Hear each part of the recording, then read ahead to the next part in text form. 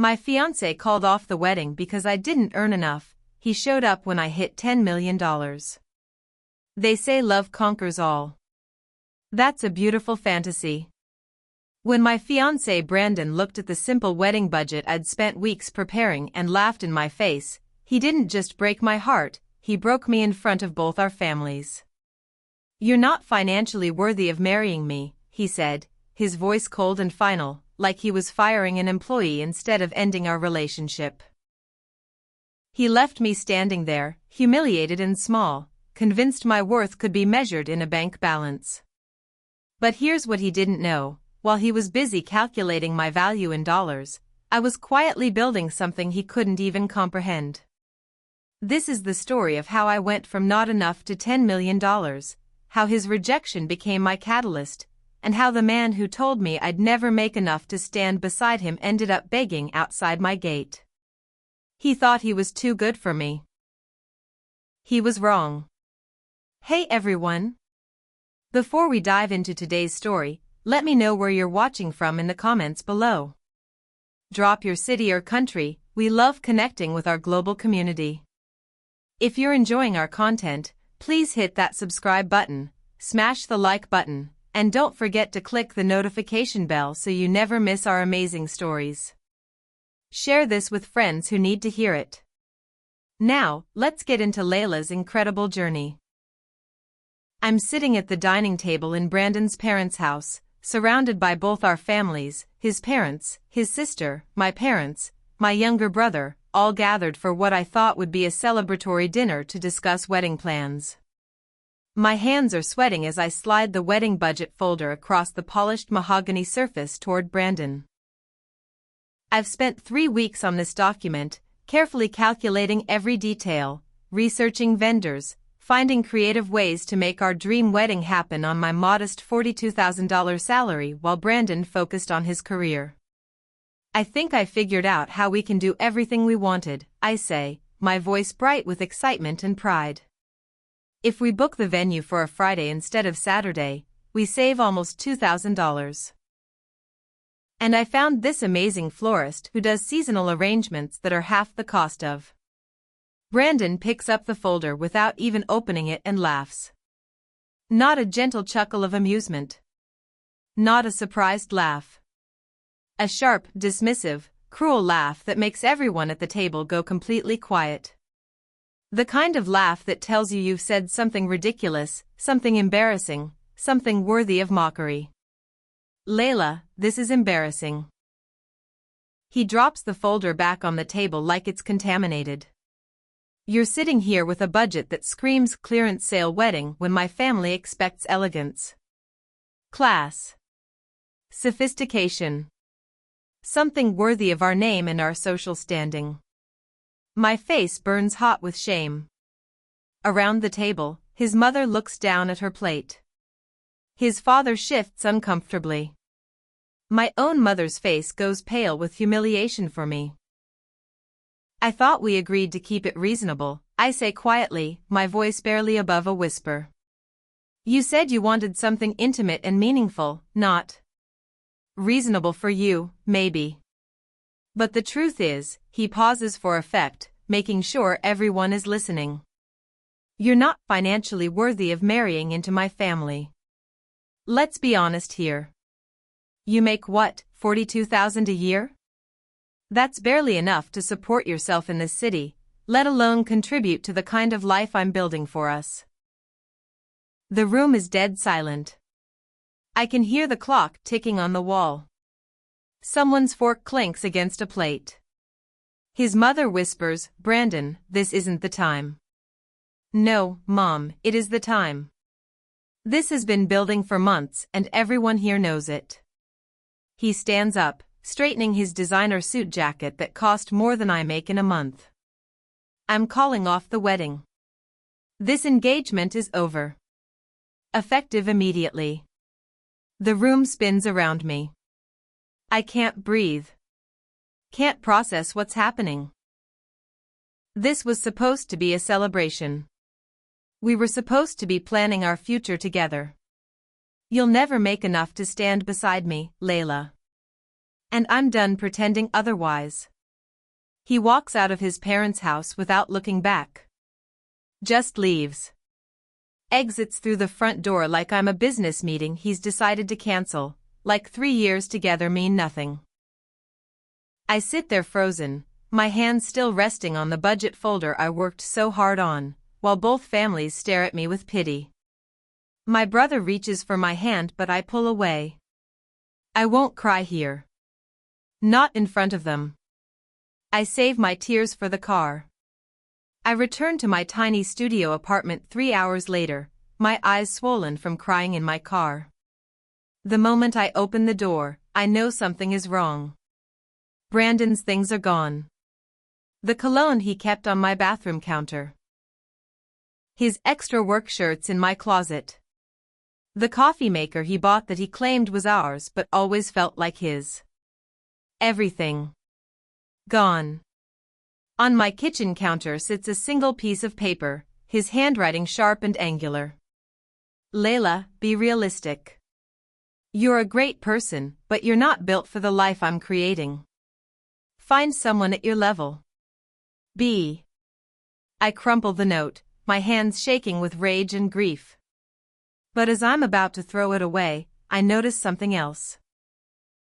Faint scratches at the bottom of the page, like he wrote something then scribbled it out. I hold it up to the light. The indent of his pen shows through. You'll come crawling back. The arrogance. The certainty. The assumption that I need him more than he needs me. Something in me cracks. Not breaks. Cracks open to reveal something harder underneath. I won't crawl back. I'll run forward so fast he'll never catch up. Monday morning, I walk into my office job at Henderson Analytics with my resignation letter already written. My manager, Dale, barely looks up from his computer when I place it on his desk. What's this? He asks, annoyed. My 2 weeks' notice. Now he looks up. You're quitting. To do what?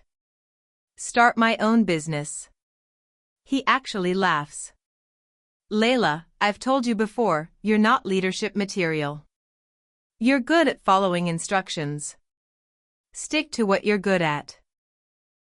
I've worked here for 5 years. 5 years of being overlooked for promotions, told I'm not ready yet, watched less qualified men get opportunities one deserved. I quit effective immediately, I say. Keep the 2 weeks. I walk out while he's still sputtering protests. That evening, I sit at my kitchen table with my laptop and my savings account open. $8,347.29. Everything I have. I pull up the business plan I abandoned 2 years ago when Brandon said it was too risky and not realistic. A platform connecting freelance professionals with small businesses, simpler, cheaper, better than the overpriced alternatives. I click the transfer button. All of it. Every penny into my new business account. My hands shake. This could be the worst decision of my life. Or the best. The first month is brutal. My prototype crashes constantly. Vendors I approached back out when they see I'm a one-person operation. A former colleague from Henderson posts on LinkedIn. Some people mistake unemployment for entrepreneurship. I know it's about me. The comments underneath agree. I'm sitting in my apartment at midnight, staring at my empty bank account and a broken demo, when my phone buzzes with a message from an unknown number. I saw your pitch deck that you shared on Startup Hub. Your idea is brilliant. I'd like to talk. Are you available for a call tomorrow? Nala Cruz. I Google her immediately. Nala Cruz. Serial entrepreneur. Angel investor. Sold her last company for $40 million. This can't be real. It has to be spam. But I respond anyway, yes. Any time that works for you. Her reply comes instantly, 10 a.m. Video call link attached. Don't be late. I don't sleep. I pace my apartment, rehearse my pitch, change my shirt 4 times. At 9:58 a.m., I click the link. Nala's face appears on my screen. She's in her 50s, sharp eyes, confident presence. Her office is minimalist and expensive. Tell me why this works, she says without preamble. I walk her through my platform. The gap in the market. The pricing model. The user experience improvements. She listens without interrupting, her expression neutral.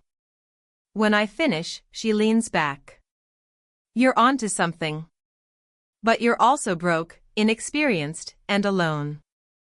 Why should I invest my time in you? Because I have nothing to lose and everything to prove. She almost smiles. I don't invest money in first-timers. But I do offer mentorship to people I believe in. She pauses. I'll test you once. Pass, and everything changes. Fail, and we part ways. No hard feelings. What's the test? Pitch your idea to a panel of investors in 48 hours. Real investors. Real stakes. If even one of them sees potential, I'll help you build this for real. My stomach drops. 48 hours? Yes or no, Leila? I think about Brandon. About Dale. About everyone who told me to be realistic. Yes. The pitch is in a downtown office building. 5 investors sit in leather chairs, arms crossed, waiting to be impressed. I'm halfway through my presentation when my phone buzzes on the table. The lock screen lights up with a text from Brandon. Heard you quit your job. Guess I was right about you not being realistic. The words hit me like ice water. My voice falters. The investors shift in their seats. But then something happens. The ice water turns to fire. I look up from my notes and speak from pure anger. The current solutions are overpriced, overcomplicated, and underdeliver. My platform solves all 3 problems. The market is begging for this. The question isn't whether this will succeed, it's whether you want to be part of it. The room goes quiet. Then one investor leans forward. Show me your financial projections. My heart stops. Financial projections. The one section I haven't finished because I ran out of time. I freeze. The investors stare at me, waiting.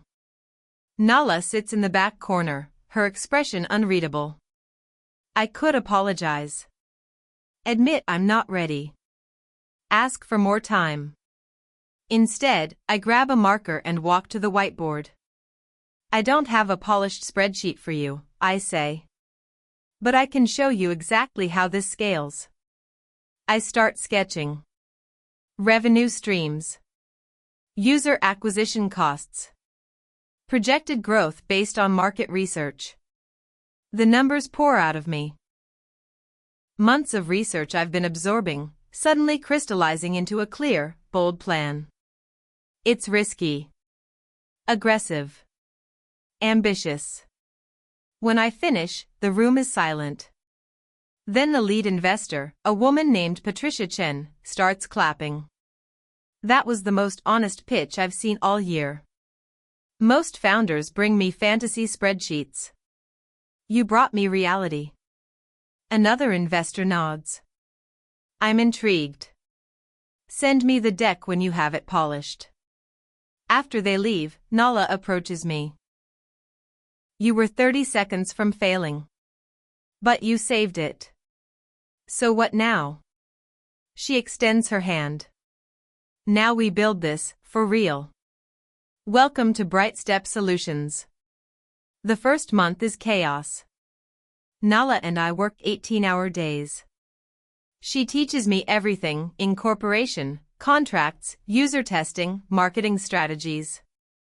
My apartment becomes our temporary headquarters. Then a micro-influencer with 50,000 followers posts about my platform. Finally found a freelance connection tool that doesn't cost a fortune. Game changer. Orders start coming in. 10. 20. 50. Then we hit 100 users in a single day. My phone buzzes with a DM from Brandon's sister, Melissa. Brandon saw your post about the business. He's annoyed. Just thought you should know. I screenshot it and send it to Nala. Her response, good. Let him be annoyed from the sidelines. 3 months in, a major corporation reaches out. They want to partner with BrightStep, but they want majority ownership and creative control. Nala tells me to take it. It's guaranteed money. Stability. A smart move for a startup. But something in my gut rebels. If they own it, it's not mine anymore. They'll change everything that makes it special. Leila, turning down this kind of offer is risky. I know. But I'm doing it anyway. I decline their offer. The next day, their legal team sends a threatening letter suggesting they'll create their own version of my platform. They're going to copy me, I tell Nala, panic rising. Then we make sure everyone knows it. We spend 2 weeks documenting everything with obsessive precision. Patent applications filed months ago. Time-stamped design documents. Original wireframes and sketches. Email chains showing our development process. Every piece of evidence that proves BrightStep was our idea first, developed independently, and protected legally. When the corporation launches their copycat version 2 months later, calling it Connect Pro with features suspiciously similar to ours, we're completely ready. Our lawyer files the cease and desist letter immediately, but Nala has a better idea. Legal action takes months, she says. But public opinion? That's instant. I draft a post carefully, factually, without emotion. 3 months ago, we declined a partnership offer from corporation because they wanted majority ownership of BrightStep Solutions.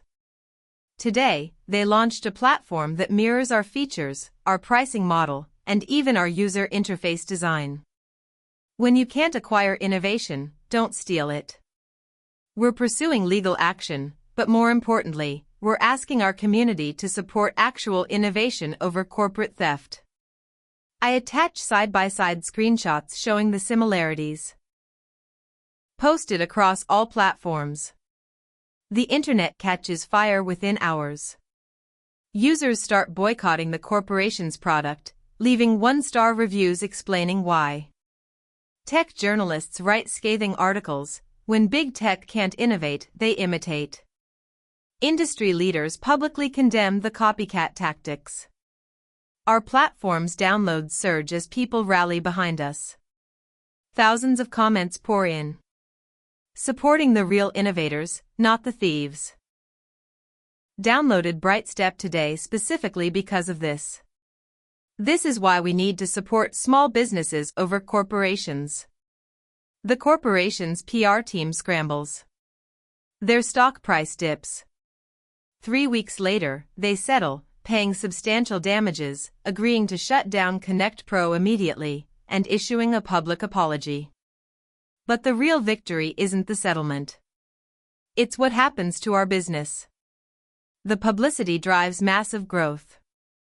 Companies that never heard of us are now reaching out. Users who were on the fence download our platform in solidarity. Investors who passed on us before are suddenly interested. And then, on a random Tuesday morning 3 weeks after the settlement, I'm checking our revenue dashboard during my morning coffee. The number at the top of the screen makes me freeze. $1,247,893.42. I blink. Refresh the page. The number stays the same. $1 million. Our first $1 million in total revenue. I stare at the screen, my coffee forgotten, tears streaming down my face. A year ago I was being told I wasn't financially worthy of marriage. Today I'm running a $1 million company. I screenshot the dashboard and send it to Nala with a simple message, "We did it." Her response comes instantly, "No. You did it.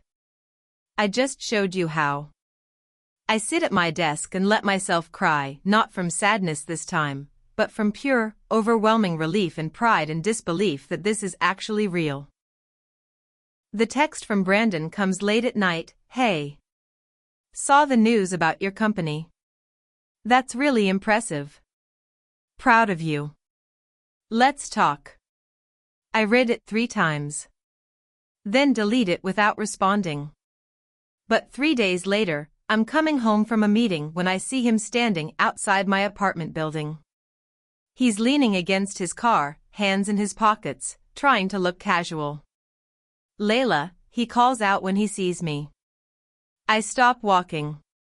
"What are you doing here?" "I wanted to see you. To talk properly." He approaches slowly. "I've been thinking a lot about us. About what happened. There is no us as Brandon.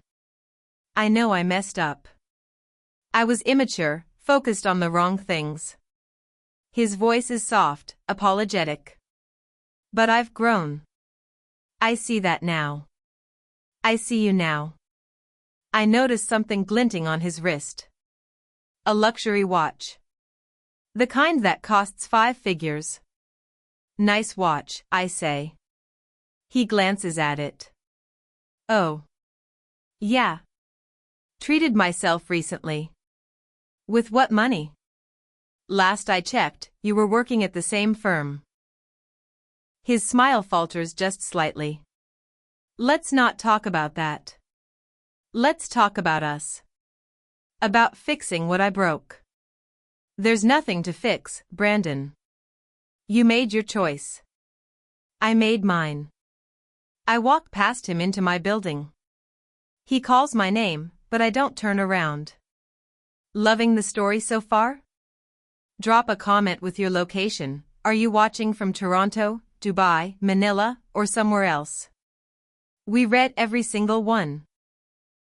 Don't forget to hit that subscribe button, give us a thumbs up if you're rooting for Leila, and share this with someone who's rebuilding after heartbreak. Turn on notifications so you never miss these incredible stories. Now, back to the action. A mutual friend, Sarah, calls me the next morning. "Did you see Brandon last night?" "Unfortunately." "Leila, I need to tell you something. Brandon got laid off from his firm 3 months ago. The company downsized and he was in the first round of cuts." My stomach drops. He told me he was working. He's been living off severance and credit cards. The watch, the new car, it's all debt. He's spiraling. Sarah pauses. "His sudden interest in you makes a lot more sense now, doesn't it?" After we hang up, I check my voicemail. Brandon left one at 3 a.m. "Leila, I know you're probably asleep, but I can't stop thinking about us. We were meant to be together. I made a mistake, but we can fix this. We belong together. Call me. Please." His voice is desperate. Nothing like the confident man who called off our wedding. I delete it and block his number. BrightStep goes international. We launch in Canada, the UK, and Australia within the same month. Major retailers start reaching out about integrations. Nala and I hire 20 employees, real team members in a real office. Then the email arrives. Forbes wants to interview me for their Entrepreneurs to Watch series. I accept immediately. The interview takes place in their downtown office. The reporter, James Wu, asks thoughtful questions about my journey, my vision, my challenges. Then, what was the moment that changed everything for you? When did you know you'd succeed? I think about that night at Brandon's parents' house. The humiliation. The rejection. Someone I loved told me I wasn't worthy, I say carefully. That moment could have destroyed me. Instead, it freed me. Because I realized I'd been seeking worth in the wrong places. Care to elaborate? Not really. But I will say this, the people who underestimate you give you the greatest gift, they get out of your way. The article publishes 2 weeks later. I never mentioned Brandon by name. The internet connects the dots anyway. Brandon posts a long rant on Facebook. Interesting how some people rewrite history to make themselves look good. I supported Leila for years. Encouraged her dreams. Helped her financially. Now she's successful and suddenly I'm the villain? She's using me for her narrative. That's the real story here. The post backfires spectacularly. Comments pour in. If you supported her, why call off the wedding? Helped financially equals controlling someone. Got it. The fact that you're this pressed about her success says everything.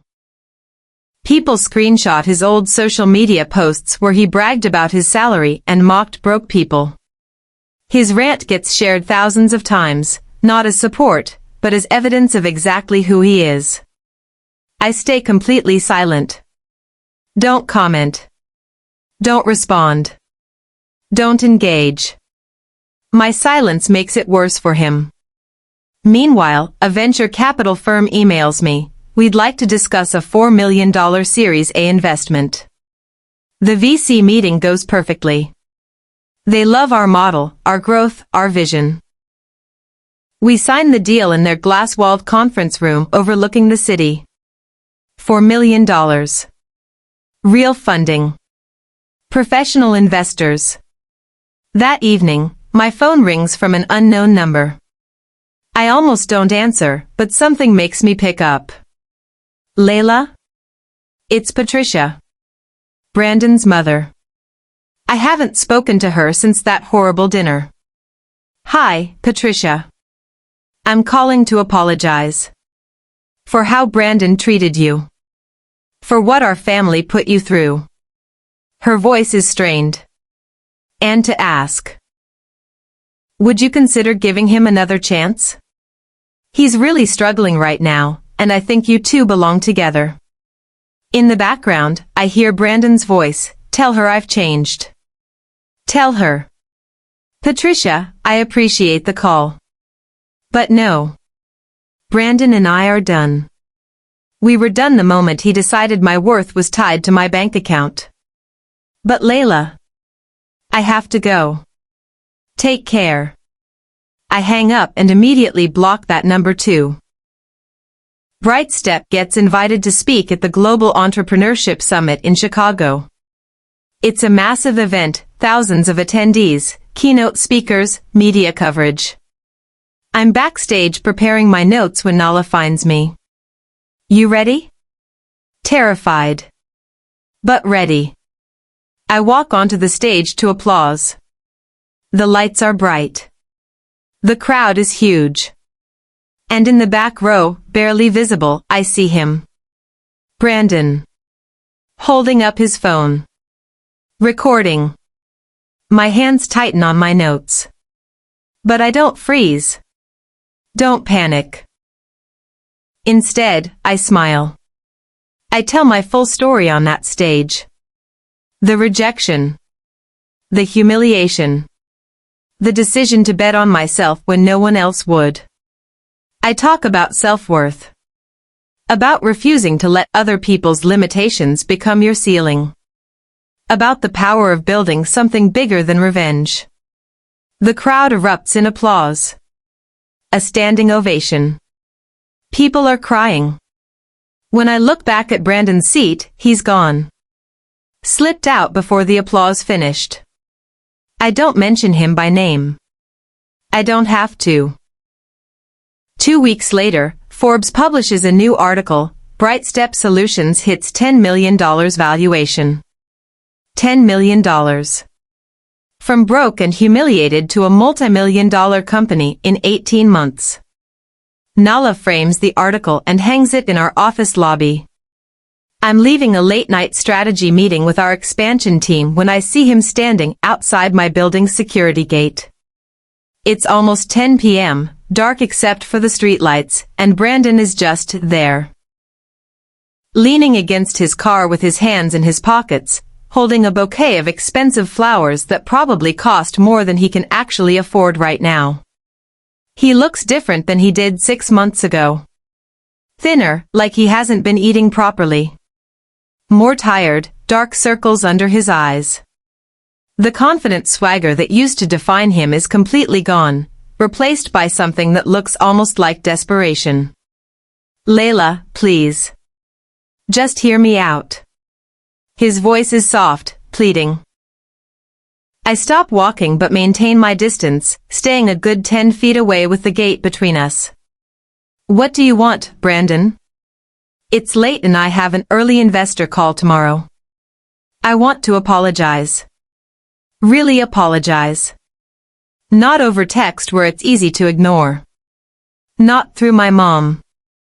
Face to face, the way I should have done months ago. He takes a step closer to the gate. I was wrong. About everything. About you, about us, about what actually matters in life. Okay. Apology heard. Good night. Wait. Please. He holds up the flowers like an offering. I've been thinking a lot about what happened. I was immature, focused on completely the wrong things. Money, status, appearances, all the stuff that doesn't matter. But I've grown since then. I see clearly now. I see you now, the real you, and I realize what I lost. I cross my arms, my briefcase heavy in my hand. What changed, Brandon? What suddenly made you see clearly? Time. Distance. Watching you succeed and realizing I threw away the best thing in my life. He runs his hand through his hair, a gesture I used to find endearing. Now it just looks calculated. And I want another chance. Look, now we're finally equal, right? You're successful with your company, I'm working on getting back on my feet. We're both in transition. We can start over on level ground. I actually laugh out loud. Not cruel, just genuinely amused by the absurdity. Equal? Brandon, we were never unequal. I just let you convince me we were. That was my mistake. So that's it? You won't even consider giving me, another chance? No. I won't. Because I don't need closure from you, I don't want revenge against you, and I definitely don't need you in my life anymore. His expression hardens, the mask slipping. You owe me. I was there for you for 3 years. I supported you, encouraged you, was there through everything. That has to count for something. You were there for 3 years taking credit for my work at parties, telling me my business ideas were unrealistic, and making me feel like I wasn't good enough. I pull out my phone. That's not support, Brandon. That's control wrapped in the language of love. Now you need to leave. This is private property. I'm not leaving until we talk properly. Until you actually listen to. Then I'm calling security. Last chance to leave on your own. He doesn't move. Just stands there staring at me with a mixture of anger and desperation that makes me genuinely uncomfortable. I dial security. Hi, this is Leila Omari in Building 3. There's someone refusing to leave the front gate. Can you send someone? We'll be right there, Ms. Omari. Brandon realizes I'm serious. Leila, come on. Don't be like this. After everything we... Everything we what, Brandon? Everything we had? You ended that. In front of both our families. Publicly, cruelly, and definitively. You don't get to decide months later that you made a mistake and expect me to fix it for you. Security arrives, 2 guards I recognize from my daily commutes. Is there a problem here, Ms. Omari? This gentleman is refusing to leave. Can you escort him away from the property? Brandon holds up his hands.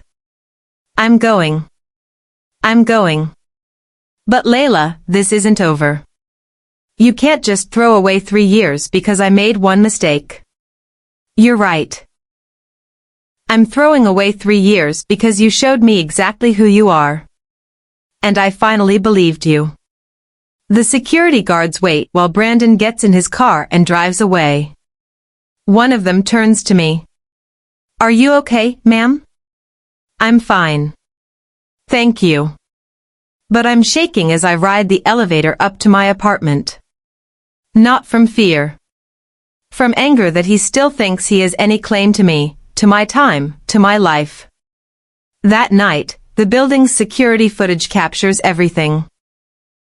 His admission that he supported me. His statement that I owe him for the years he invested. His refusal to leave when asked. I download the video the next morning and forward it to my lawyer with a note, just in case this escalates. Her response, smart thinking. I'll keep this on file. Stay safe. He doesn't leave. He stands outside my gate for 20 minutes, alternating between pleading and demanding. My building's security cameras capture everything. His admission that he only wants what's fair because I'm rich now. His statement that I owe him for the years he invested. When he finally leaves, I download the footage and send it to my lawyer. Just in case. The next morning, Patricia calls from a different number. Leila, I saw the footage. Brandon showed it to me, trying to make you look bad. But all I saw was my son acting entitled to someone else's success. Patricia. I'm sorry. Truly. You deserve better than what our family gave you. She pauses. He's on his own now. I told him I won't help him chase you anymore. She hangs up before I can respond. A text comes through seconds later. I'm so sorry. Patricia. Nala and I moved BrightStep into our own headquarters, a full floor in a downtown building with a rooftop terrace and a view of the entire city. Reporters gather outside documenting the move. BrightStep's founder opens new HQ trends on local news. Inside, I stand in my new office, floor-to-ceiling windows, my name on the door, my company logo on the wall. Nala appears in the doorway. I'm proud of you. But there's something else you need to see. She hands me a folder. Inside is a buyout offer from a major tech company. The number makes my head spin. This would triple your net worth, Nala says quietly. You'd be set for life. Multiple lives. I read through the terms. Complete acquisition. They'd keep the name but change everything else. No, I say. Leila. I didn't build this to sell it. I built this to prove I could. And I'm not done yet. I close the folder. Instead of selling, let's expand. 3 new markets. Asia, South America, Africa. Let's go global for real. Nala stares at me. Then she smiles, the proudest smile I've ever seen. You're thinking like a titan. We host a celebratory gala at a luxury hotel downtown. Investors, employees, press. Everyone who helped build BrightStep. I'm in my office doing final preparations when security calls. Ms. Omari, there's someone at the door who says he's your ex-fiancé. He's asking to be let in. Don't let him in. If he doesn't leave, call the police. Understood. An hour later, I step onto the gala stage to give my keynote. The room is packed. Cameras flash. People cheer. Through the window, I can see Brandon outside on the street, being turned away by security, gesturing frantically. I turn back to my audience and smile. My speech focuses on resilience, self-worth, and the courage to bet on yourself when the world says no. Someone once told me I wasn't enough, I say. They measured my worth in dollars and decided I didn't measure up. But here's what I learned: worth isn't something someone else gives you. It's something you build yourself. The audience stands and cheers. After the gala, Nala and I sit on the rooftop terrace watching the city lights. He's still down there, she says, nodding toward the street. I glance down. Brandon is sitting on a bench across the street, his head in his hands. Should I feel bad? I ask. Do you? I think about it honestly. No. I feel free. Then that's your answer. Brandon tries 3 more times over the next month.